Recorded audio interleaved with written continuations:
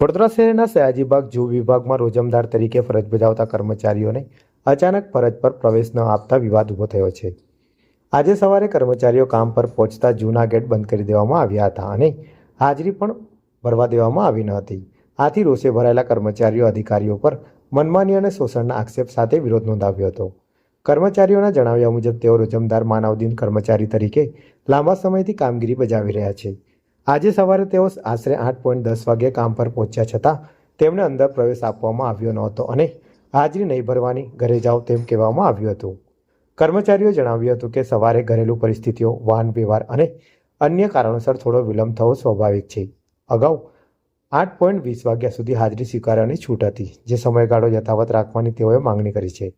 કર્મચારીઓએ ચેતવણી આપી છે કે જો તેમની માંગણી સ્વીકારવામાં નહીં આવે તો તેઓ આગળ વધુ ઉગ્ર વિરોધ આંદોલન કરશે।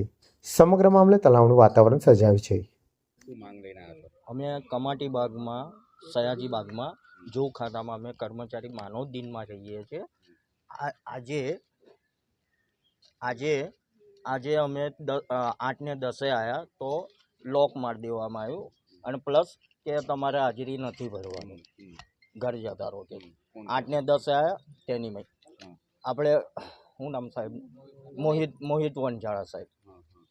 તો આવી રીતના અમે લોકો ભેગા થઈ ગયા કે આ ખોટું છે, તદ્દન ખોટું છે। કે સમય કહેવાનો મતલબ એવો છે કે સવારે બી હરેક પ્રકારના પ્રોબ્લેમ હોય।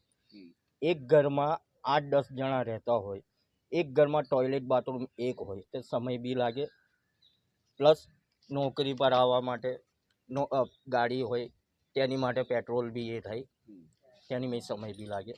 થોડી ઘણી કહેવાનો મતલબ એવો છે કે સાહેબજી, નમ્ર વિનંતી કરીને કહું છું કે 8:10 જે ચાલતો હતો 8:20 સુધીનો એ સુધી રાખો। કદાચ ના કરે તો શું કરશો આગળ? અમે આ રીતના અમે વિરોધ કરીશું। હરીશ સોલંકી।